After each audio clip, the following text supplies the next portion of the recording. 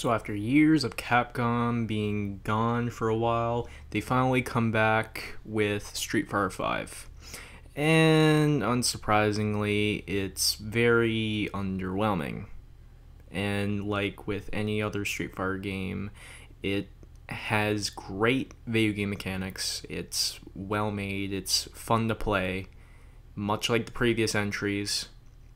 But sadly, it just lacks a lot more content than its competitors, namely Mortal Kombat. The one and only good thing I can say about Capcom at the moment is that they're not doing any shady things. They aren't doing their same bullshit DLC practice like on disc DLC, which I say with quotes, and I put in quotes there for a reason because it's on the fucking disc. It's no longer downloadable content, but they're no longer doing that now, or at least what we know so far, and which is good.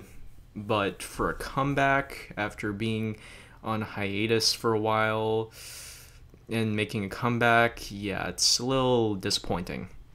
For the esport players, I say it's a 10 out of 10 game, but for the people who expect more, or casual players who want a fun game and actually want a bit more meat to their game, they are going to be a bit left out of the dark, because clearly Capcom thinks like at the moment all that other stuff is temporary, it's optional, it comes later, which I don't want games to follow that example. Like, sure, you can continually update your games and add free stuff, that's nice, but that doesn't give you the excuse to release a game with lacking content.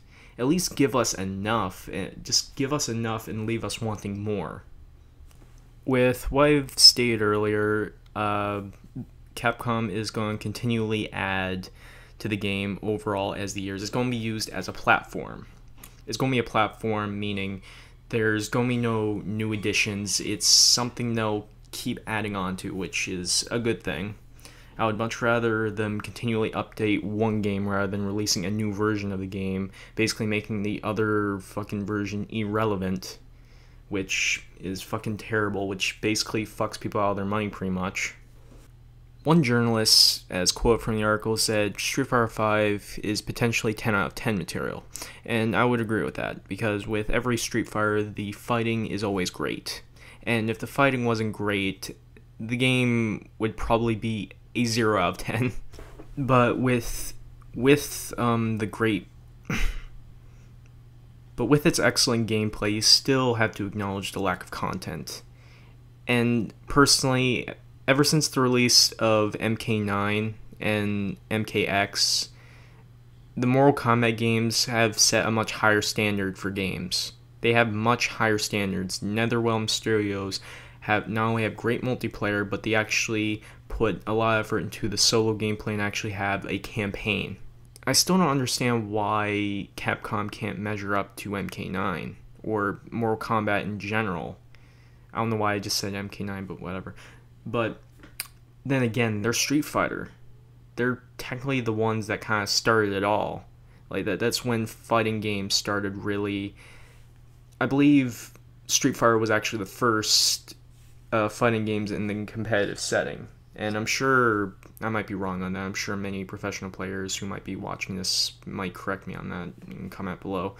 But it's Street Fighter, you know what I mean? Like, Capcom knows they don't have to measure up because they got the title behind them. It's Street Fighter.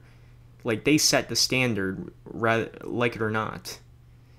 It doesn't matter how good, what Mortal Kombat has over Street Fighter.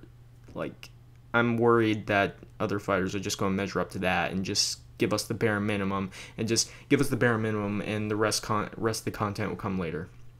I don't want that.